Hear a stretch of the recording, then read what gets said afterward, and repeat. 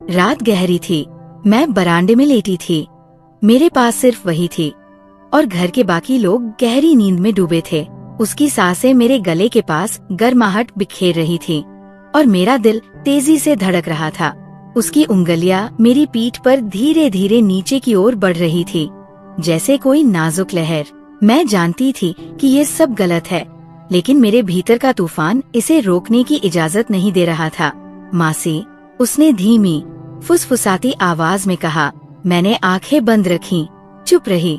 उस पल मैं कोई मासी नहीं थी, मैं बस एक औरत थी जो उस स्पर्श की गहराई में डूब रही थी।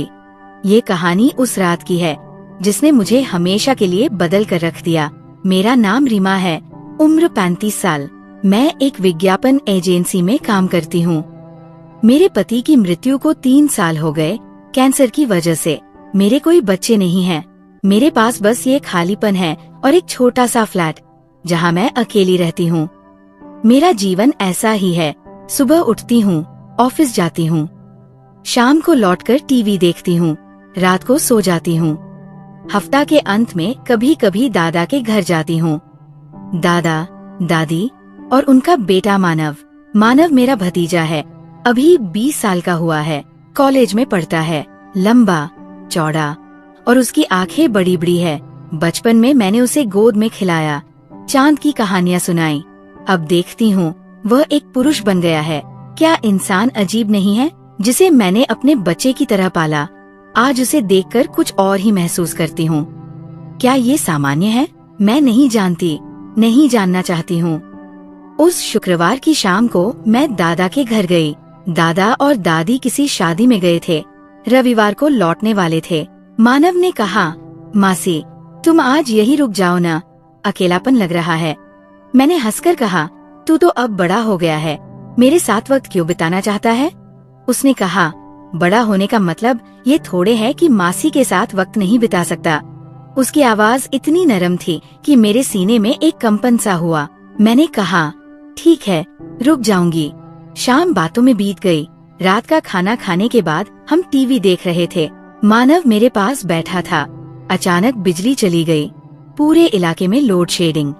मासी, बरामदे में चलो, वहाँ हवा मिलेगी, उसने कहा। बरामदे में 2 कुर्सियाँ बिछाई। हम बैठकर बातें करने लगे। रात की हवा चल रही थी। मानव मेरे पास वाली कुर्सी पर था। अचानक मेरी नजर उसके गले पर गई। उसका कंठ इतना साफ दिख रहा था। मैंने जल्दी से नजरें फेर ली। मासी, क्या तुम्हें कभी अकेलापन नहीं लगता? उसका सवाल इतना अप्रत्याशित था कि मैं चौंक गई। मतलब, मामाजी के जाने के बाद तुम अकेली रहती हो, कोई साथी नहीं? मैंने गहरी सांस ली। सब तो अकेले ही हैं, मानव। साथ रहने से कोई अकेला नहीं रहता, ऐसा तो नहीं है।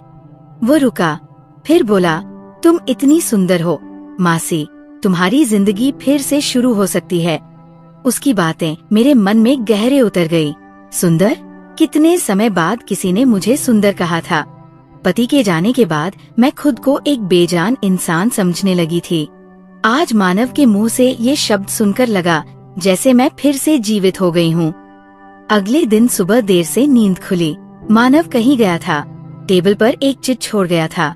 मासी, दोस्तों के साथ गया हूँ, दोपहर को लौटूंगा, तुम्हारे लिए नाश्ता तैयार करके रखा है। मैं मुस्कुराई। कितना बड़ा हो गया है वो, कितना ख्याल रखता है। दोपहर में मानव लौटा, साथ में सामान लाया। आज मैं खाना बनाऊंगा। मासी, तुम आराम करो। क्या बनाएगा? बिरयानी, तुम्हारी पसंदीदा। मैं हैरान थी, उसे कैसे पता कि मुझे बिरयानी पसंद है? मैंने तो कभी बताया नहीं। मैंने देखा जब तुम यहाँ आती थी और बिरयानी होती थी, तुम ज्यादा खाती थी। उसका इतना ख्याल रखना। मेरा गला सूख गया। शाम को रसोई में मानव काम कर रहा था। मैं चाय बनाने गई। उसके पास खड़े होते ही वो अचानक फिसल गया। मैंने उसे जल्दी से पकड़ लिया। एक पल के लिए हम बहुत करीब थे। उसकी सांसें मेरे चेहरे पर लगी। मैंने जल्दी से उसे छोड़ दिया। संभल कर। मानव, थैंक यू मासी, उसने कहा। लेकिन उसकी आंखों में कुछ था, जैसे वह मेरी आंखों में कुछ ढूंढ रहा हो। रात को खाने की मेज पर बिरयानी शानदार थी। वाह, तू तो शेफ बन गया है, सिर्फ तुम्हारे लिए सीखा। मासी, क्यों? क्योंकि तुम अकेली रहती हो, कोई तुम्हारा ख्याल नहीं रखता। मुझे लगता है तुम बहुत ख्याल रखने की हकदार हो। मेरी आंखों में आंसू आ गए। इतने सालों बाद कोई मेरे ख्याल की बात कर रहा था, और वह मेरा भतीजा था। रात को टीवी देख रहे थे। मानव मेरे पास सोफे पर बैठा था। एक फिल्म चल रही थी। अचानक एक रोमांटिक सीन आया। हीरो हीरोइन चुंबन कर रहे थे। मैं असहज हो गई। चैनल बदलने लगी, लेकिन मानव ने मेरा हाथ पकड़ लिया। मासी, क्या तुम्हें कभी ऐसा महसूस होता है? कैसा? प्यार, मोहब्बत। मैं हक्का बक्का रह गई। मानव, तू क्या बोल रहा है? मैं कह रहा हूँ, क्या तुम्हें कभी ऐसा लगता है कि तुम किसी को चाहती हो, कोई तुम्हें प्यार करे, तुम्हारा ख्याल रखे? मेरे पास शब्द नहीं थे। हाँ, मैं चाहती हूँ, हर दिन चाहती हूँ, लेकिन कैसे कहूँ? मैंने फुसफुसाकर कहा, हाँ, चाहती हूँ। तो फिर तुम अकेली क्यों रहती हो? क्योंकि हर कोई मुझे चाहेगा, ये जरूरी तो नहीं। मानव ने मेरा हाथ नहीं छोड़ा। तुम गलत कह रही हो मासी, तुम बहुत सुंदर हो, बहुत आकर्षक। मैंने उसकी ओर देखा।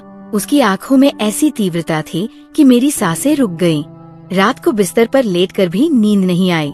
मानव की बातें बार बार याद आ रही थी।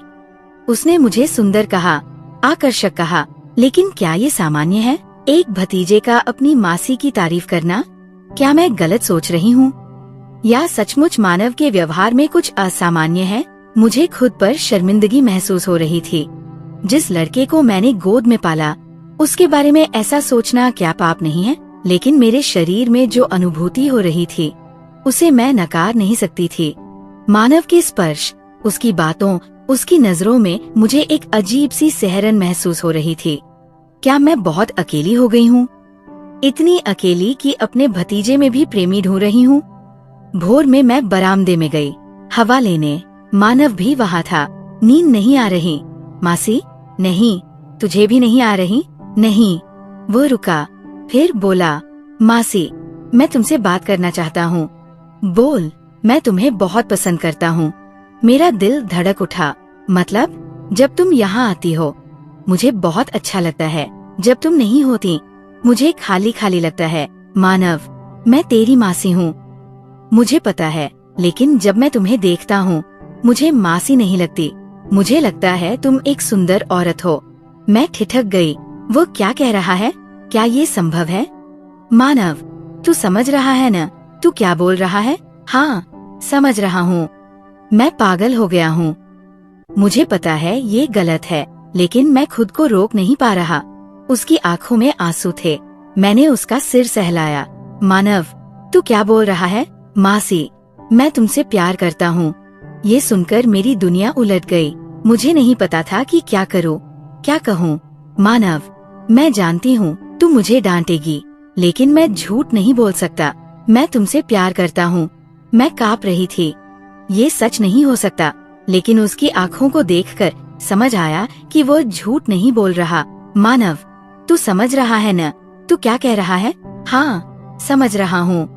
मैं तुमसे पति पत्नी की तरह प्यार करता हूँ। मेरे पैरों तले जमीन खिसक गई। मैं कुर्सी पर बैठ गई। मानव, ये संभव नहीं। मैं तेरी मासी हूँ। लेकिन मासी, क्या तुम मुझे जरा भी पसंद नहीं करती? मतलब, एक पुरुष के रूप में? मुझे क्या जवाब देना था? सच तो ये है कि मैं भी उसे एक पुरुष के रूप में देखने लगी थी। उसके स्पर्श से मेरा शरीर कांप उठता था। मानव, ऐसी बातें मत कर। मासी, मैं जानता हूँ तुम अकेली हो। तुम चाहती हो कि कोई तुम्हें प्यार करे। मैं तुम्हारा ख्याल रख सकता हूँ, तुमसे प्यार कर सकता हूँ, लेकिन मैं तेरी मासी हूँ। मानव, तो क्या हुआ? हम दोनों बालिग हैं। मैं तुम्हें मजबूर नहीं कर रहा। मैं बस कह रहा हूँ कि मैं तुमसे प्यार करता हूँ। मेरे पास शब्द नहीं थे। मानव मेरी कुर्सी के पास आकर बैठ गया। उसने मेरा हाथ पकड़ा। मासी, मैं जानता हूँ तुम मुझे पसंद करती हो। मैंने तुम्हारी आँखों में देखा है। उसकी बातें मेरे दिल में गूंज रही थी। हाँ, मैं अकेली हूँ। हाँ, मैं चाहती हूँ कि कोई मुझे प्यार करे, लेकिन क्या वो मेरा भतीजा हो सकता है? मासी, मैं तुम्हारे पास लेट सकता हूँ? मैं चौंक गई। क्या? मैं तुम्हारे पास लेट सकता हूँ? बस लेटूंगा, कुछ नहीं करूँगा। मुझे लगा मैं सपना देख रही हूँ। मानव, तू पागल हो गया है। हाँ, तुम्हारे लिए पागल हो गया हूँ। वह और करीब आया। मैं पीछे हटी। मासी, डरो मत, मैं तुम्हारा कोई नुकसान नहीं करूँगा। मानव, ये गलत है, तो तुम मुझे क्यों नहीं रोक रही? मैं ठिठक गई। सचमुच, मैं उसे क्यों नहीं रोक रही थी? क्या मेरे मन के किसी कोने में मैं यही चाहती थी? उस रात मैं कमरे में वापस नहीं गई, बरामदे में ही रही। मानव भी। हम दोनों लेट गए, कुछ बोले नहीं। रात और गहरी होती गई। मुझे लग रहा था कि मानव भी जाग रहा है। अचानक मैंने महसूस किया कि उसका हाथ मेरे कंधे पर आ गया। पहले लगा कि शायद नींद में, लेकिन उसकी उंगलियां मेरी पीठ पर धीरे धीरे नीचे सरकने लगी। मैंने सांस रोक ली। गला सूख गया। मैं रोक सकती थी, लेकिन मैंने नहीं रोका। उसकी सांसें मेरे गले के पास आ रही थी। मेरा दिल धड़क रहा था। मासी, उसने फुसफुसाया। मैंने कुछ नहीं कहा, आंखें बंद रखीं। उसका हाथ मेरे बालों में आ गया। मुझे पता था ये गलत है, मुझे पता था ये पाप है, लेकिन मैंने उसे नहीं रोका। मैं तुमसे प्यार करता हूँ, उसने कहा। मेरी आँखों से आंसू बहने लगे। मुझे नहीं पता कि मैं दुख में रो रही थी, खुशी में या अपराध बोध में। उस रात मैं मासी नहीं थी। मैं एक ऐसी औरत थी जो अपनी अकेलेपन में खो गई थी। सुबह उठकर देखा तो मानव नहीं था। उसने एक चिट्ठी छोड़ी थी। मासी, मुझे माफ करना, मैं जानता हूँ मैंने गलती की। मैं कुछ दिनों के लिए दोस्तों के पास रहूंगा, तुम घर चली जाओ। चिट्ठी पढ़कर मैं रोने लगी। मुझे नहीं पता कि मैं मानव के लिए रो रही थी या अपने लिए। मैं घर लौट आई, लेकिन मेरा मन उसी रात, उस स्पर्श, उस एहसास में अटक गया। मानव ने फोन नहीं किया, न मैंने। दादा और दादी ने मुझे बताया कि मैं वापस आ गई हूँ, लेकिन उन्हें कुछ नहीं पता। 3 हफ्ते बाद दादा का फोन आया। रीमा, क्या तुम्हें पता है मानव ने क्या किया? वो कह रहा है कि विदेश पढ़ने जा रहा है। अचानक ये फैसला क्यों? मेरा दिल टूटने लगा। मानव मेरी वजह से जा रहा है। मैं नहीं जानती थी कि दादा को क्या कहूँ। क्या मैं कहूँ कि मैं उसके निषिद्ध प्यार में पड़ गई हूँ, कि मैं अपने भतीजे के स्पर्श में खो गई थी? नहीं, उसने कुछ नहीं कहा। दादा, आज 6 महीने हो गए। मानव कनाडा चला गया। मैं फिर अकेली हूँ, लेकिन ये अकेलापन अलग है। इसमें अपराध बोध है, इच्छाएं हैं, एक निषिद्ध स्मृति है। आज भी जब रात में अकेली होती हूँ, उस रात की बात याद आती है। मानव का स्पर्श, उसकी बातें। मैं जानती हूँ मैंने गलती की, लेकिन ये भी जानती हूँ कि अगर मैं फिर उस स्थिति में आई तो शायद वही गलती दोहराऊं। क्या इंसान का दिल इतना जटिल होता है? क्या प्यार इतना निष्पक्ष होता है? मुझे नहीं पता। मैं बस इतना जानती हूँ कि मैं मानव से प्यार करती हूँ, और ये प्यार मेरे जीवन का सबसे बड़ा पाप है। कल एक ईमेल आया मानव का। मासी, मैं ठीक हूँ। मैं अब भी तुमसे प्यार करता हूँ। मैं जानता हूँ कि हमारा कोई भविष्य नहीं है, लेकिन मैं चाहता हूँ कि तुम जानो कि तुम मेरे जीवन का सबसे महत्वपूर्ण इंसान हो। मैं अगले महीने वापस आ रहा हूँ। मुझे नहीं पता हम क्या करेंगे, लेकिन मैं तुम्हारे बिना नहीं रह सकता। ईमेल पढ़कर मेरे हाथ कांप रहे थे। मानव वापस आ रहा है। मुझे पता है कि मुझे उसे कहना चाहिए कि वो ना आए। मुझे इस रिश्ते को यही खत्म कर देना चाहिए, लेकिन मैं ऐसा नहीं कर पा रही, क्योंकि मैं भी उसे चाहती हूँ। मैं भी उससे प्यार करती हूँ। मैं जानती हूँ कि ये पाप है, समाज हमें कभी स्वीकार नहीं करेगा। ये नैतिक रूप से गलत है, लेकिन क्या दिल नैतिकता मानता है? क्या प्यार सामाजिक नियमों को मानता है? मैंने पिछले 6 महीने अकेले बिताए। हर रात मानव की यादों में बीती। हर दिन उसका इंतजार किया। मैंने खुद से 1000 बार सवाल किया, क्या मैं पागल हूँ? क्या मैं एक बीमार औरत हूँ? लेकिन जब मानव की बातें, उस रात का स्पर्श याद आता है, तो लगता है कि यही मेरे जीवन का एकमात्र सच है। आज सुबह मैंने मानव को जवाब दिया, मैं भी तुम्हारा इंतजार कर रही हूँ। मानव वापस आ गया। इस बार वो सीधे मेरे फ्लैट पर आया। शाम को दरवाजे की घंटी बजी। दरवाजा खोला तो मानव खड़ा था। उसकी आंखों में वही पुरानी तीव्रता थी। चेहरा थका हुआ, लेकिन एक दृढ़ता थी। निशा, मैं आ गया, हमेशा के लिए। मैं उसे अंदर ले आई। हम दोनों चुपचाप बैठे थे, कुछ बोल नहीं पा रहे थे। निशा, मैं जानता हूँ ये गलत है, लेकिन मैं और नहीं सह सकता। मैं तुम्हारे बिना नहीं रह सकता। मानव ने मेरा हाथ पकड़ा। निशा, क्या तुम मुझे चाहती हो? मैं रोने लगी। हाँ, मैं तुम्हें चाहती हूँ। लेकिन क्या ये मुमकिन है? हम कहीं दूर चले जाए, किसी और शहर में, किसी और देश में, जहाँ कोई हमें न जानता हो। यहाँ तुम मेरी निशा हो, लेकिन कहीं और तुम सिर्फ रीना होगी और मैं मानव, दो वयस्क जो एक दूसरे से प्यार करते हैं। उसकी बात सुनकर मेरे मन में एक आशा की किरण जगी। क्या ये सचमुच संभव है? क्या हम सचमुच साथ रह सकते हैं? मानव, मुझे डर लग रहा है। मुझे भी डर लग रहा है, लेकिन तुम्हारे बिना जीने से बेहतर है इस डर के साथ तुम्हारे पास रहना। उस रात मानव मेरे फ्लैट में ही रुक गया। हमने कुछ नहीं किया, बस एक दूसरे के पास लेटे रहे। उसकी छाती पर सिर रखकर मैंने सोचा, मैं अपने जीवन की सबसे सुरक्षित जगह पर हूँ। अगले कुछ दिन हमने प्लान बनाया। मानव ने बताया कि उसे कनाडा में नौकरी का ऑफर मिला है। मैं उसके साथ जा सकती हूँ। लेकिन मैं वहाँ क्या करूँगी? तुम एक नई जिंदगी शुरू करोगी, हमारी जिंदगी। मैंने ऑफिस में इस्तीफा दे दिया। कहा, पारिवारिक कारणों से मुझे विदेश जाना है। सबने सोचा शायद मैं दूसरी शादी करने जा रही हूँ। दादा को बताया कि मुझे कनाडा में नौकरी मिली है। दादा खुश हुए, बोले, अच्छा है, नई जिंदगी शुरू कर। अगर दादा को पता होता कि मैं किसके साथ नई जिंदगी शुरू करने जा रही हूँ तो क्या कहते? मानव ने कहा कि वहाँ जाकर हम शादी करेंगे, नई पहचान के साथ। हाँ, मैं तुम्हें अपनी पत्नी के रूप में चाहता हूँ। मेरा दिल धड़कने लगा। पत्नी? मैं मानव की पत्नी? लेकिन मैं तुमसे 15 साल बड़ी हूँ। इससे क्या, मैं तुमसे प्यार करता हूँ। उम्र मायने नहीं रखती। मैं 40 की होने वाली हूँ, जल्दी ही 50 की हो जाऊंगी। मानव तब भी जवान होगा। क्या तुम्हें बाद में पछतावा नहीं होगा? कभी नहीं। मैं तुमसे हमेशा प्यार करूंगा। उसकी आंखों में देखकर मुझे यकीन हुआ, हाँ, वो मुझसे प्यार करेगा। हमारी फ्लाइट परसों है। आज आखिरी बार दादा के घर गई। मानव नहीं था। उसने कहा कि वो अलग से जाएगा। हम एयरपोर्ट पर मिलेंगे। दादा और दादी ने मुझे ढेर सारा आशीर्वाद दिया। वे रो रहे थे, रीना, सुखी रहना, नई जिंदगी में खुश रह।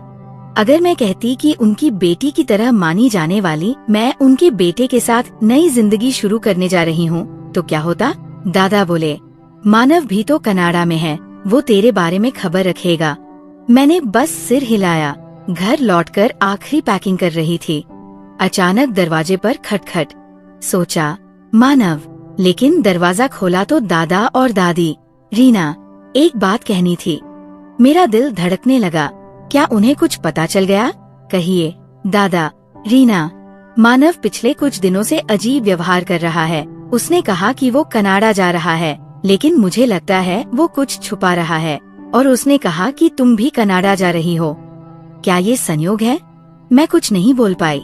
दादा और दादी मुझे एकटक देखते रहे, फिर बोले, रीना, तुम मेरी बेटी की तरह हो। मैं चाहता हूँ कि तुम सुखी रहो, लेकिन अगर तुम गलत रास्ते पर जाओ तो ये तुम्हारे लिए अच्छा नहीं होगा। मुझे समझ आया कि उन्हें कुछ शक हुआ है, लेकिन पूरी तरह नहीं। दादा, मैं कोई गलती नहीं कर रही। आशा है, रीना। वे चले गए। रात को मुझे नींद नहीं आई। दादा दादी की बातें बार बार याद आ रही थी। क्या उन्हें सचमुच कुछ शक हो गया है? एयरपोर्ट पहुंची। मानव से मुलाकात हुई। हमने अलग अलग काउंटर पर चेक इन किया। प्लान के मुताबिक हम अलग अलग फ्लाइट से जा रहे थे, लेकिन आखिरी मिनट में दादा का फोन आया। रीना, तुम कहाँ हो? एयरपोर्ट पर। रुक, मैं आ रहा हूँ। क्यों दादा? मैंने मानव से बात की। उसने सब बता दिया। मेरा दिल बैठ गया। मानव ने सब बता दिया? दादा, तू कुछ मत बोल, मैं आ रहा हूँ। फोन कट गया। मैंने मानव की तरफ देखा। उसने समझा कि कुछ गड़बड़ है। क्या हुआ? मासी, तूने अपने पापा को सब बता दिया? मैंने कुछ नहीं बताया। फिर दादा ने क्यों कहा कि तूने सब बता दिया? आधे घंटे बाद दादा और दादी आए। उनका चेहरा गुस्से से तमतमाया हुआ था। रीमा, इधर आ। मैं और मानव उनके पास गए।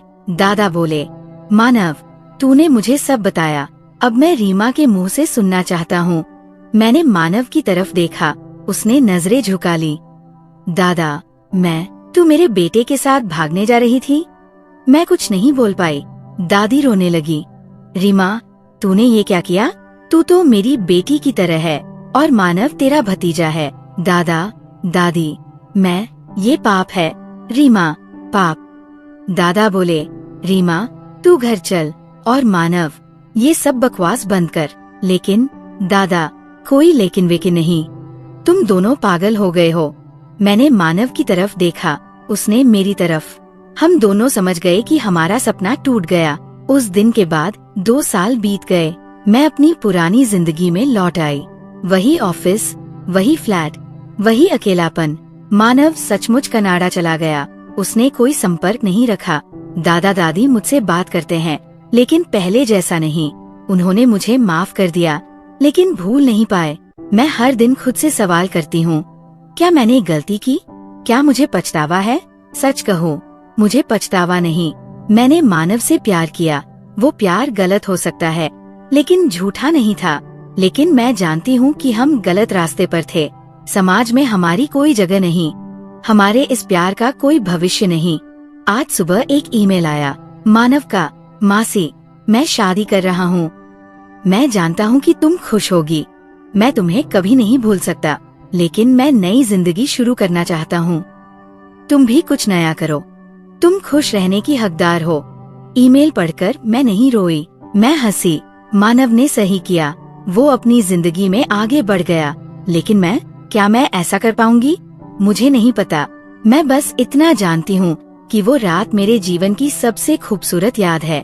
वो निषिद्ध स्पर्श, वो निषिद्ध प्यार मेरे दिल में हमेशा रहेगा। लोग कहेंगे कि मैं पापिन हूँ, कहेंगे कि मैं नैतिक रूप से पतित हूँ।